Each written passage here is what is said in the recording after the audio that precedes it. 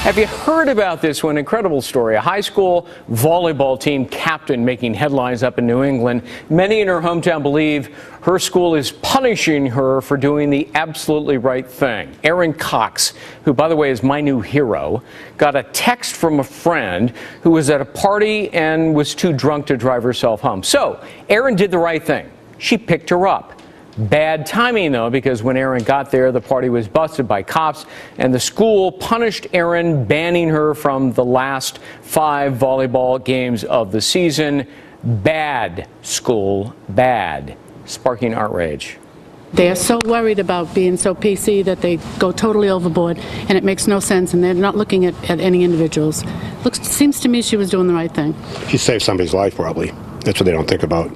Can you believe it? The school is not backing down, and now an attorney for Erin's parents say they may sue. Do they have a case over this? Let's bring in Fox News legal analyst Lise Wheel and defense attorney and former prosecutor Robert Schalk.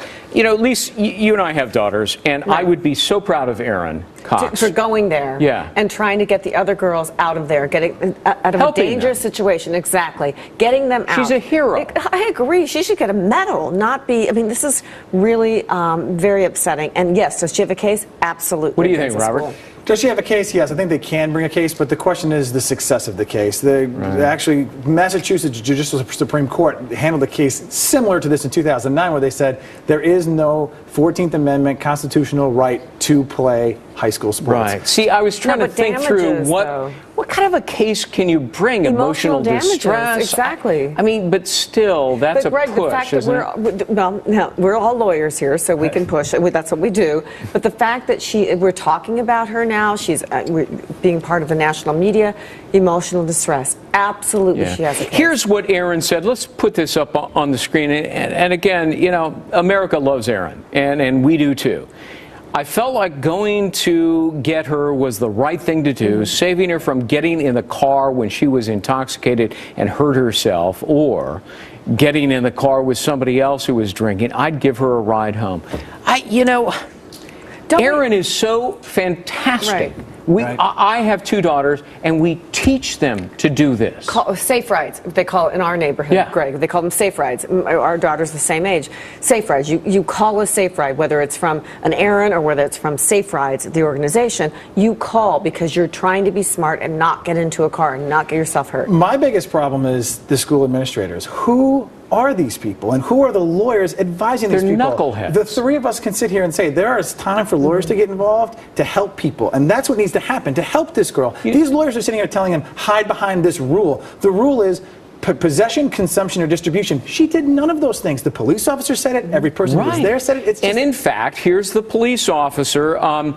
Take a look at this. We're going to put this up on the screen. The police is totally backing up Erin Cox. Erin did not have the slightest odor of alcoholic beverage coming from her person. She was polite, she was articulate, steady on her feet, and very remorseful for her decision to go into the residence, but was only helping out a friend that had called her for a ride. I'd be proud of her if she were my daughter, and you would too. Yes, I would. Absolutely. This is what you hope. That's what you want for your kids to do. So how does that happen? The disconnect with the school district? Judgment. We think about reading, writing, arithmetic. We don't think about judgment that we're paying people for in these schools. We're paying them also for judgment. Have some judgment about what you're doing to our kids. Isn't this a wonderful opportunity, a learning moment for the superintendent, for God's sakes, to take advantage, Robert? Absolutely. And even still to this day, as we stand here today, I think the superintendent, if he came out tomorrow and issued an apology to this girl and said, we screwed up. We can't give you your volleyball season back, but we screwed up. Someone needs, other than us and the rest of the country who's saying that this girl's a hero, they need to apologize. Speaking of superintendent, let me put up the superintendent quote up here, and then we'll get your reaction to this. Superintendent said this: the MIAAs, and by extension North Andover High School chemical health rule, prohibits student athletes from processing alcohol, possessing alcohol in addition to prohibiting its use, consumption, or distribution. She didn't do any of those things. She was just trying to help. And I disagree with you in the sense they can give her back her volleyball season, bring her back into it, let her have whatever,